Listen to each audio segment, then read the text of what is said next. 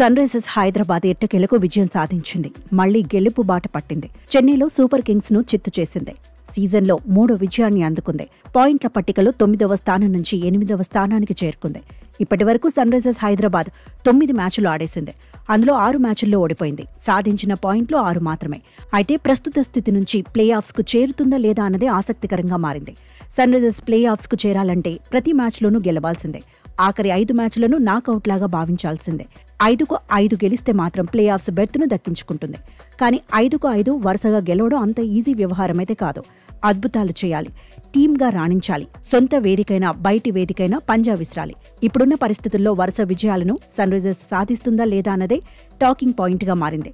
అయితే sun Risers మాత్రం royal Challengers బెంగళూరును ఇన్స్పిరేషన్గా తీసుకుంది. పట్టుదల, కసితో ఆడితే సాధ్యం కానిది ఏమీ ఉండదని నమ్ముతోంది. గత సంవత్సరం రాయల్ ఛాలెంజర్స్ బెంగళూరు విజయాలే అందుకు బెస్ట్ ఎగ్జాంపుల్ అంటోంది. నిజానికి గతేడాది లీగ్ దశ ఫస్ట్ హాఫ్లో రాయల్ ఛాలెంజర్స్ బెంగళూరు ఇబ్బంది పడింది. సెకండ్ హాఫ్లో మాత్రం ప్లే ఆఫ్స్ చేరాలంటే ఖచ్చితంగా చివరి 6 మ్యాచ్లు గెలవాల్సిన పరిస్థితి వచ్చింది. అయితే ఆర్సీబీ సమిష్టిగా రాణించి ప్లే ఆఫ్స్కు చేరింది.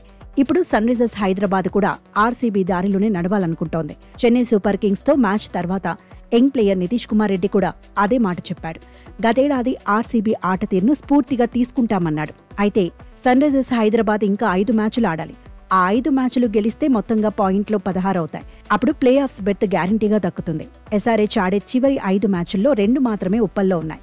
మిగతావి ప్రత్యర్థుల వేదికల్లో ఉన్నాయి. మే 2న అహ్మదాబాద్లో జీటీతో, మే 5న డీసీతో ఉప్పల్లో ఎస్ఆర్హెచ్ తలపడాల్సి ఉంది. మే 10న కేకేఆర్తోనూ ఉప్పల్లోనే ఆడబోతోంది. మే 13న బెంగళూరులో ఆర్సీబీతో, మే 18న లక్నోలో ఎల్ఎస్జీతో ఆడాల్సి ఉంది.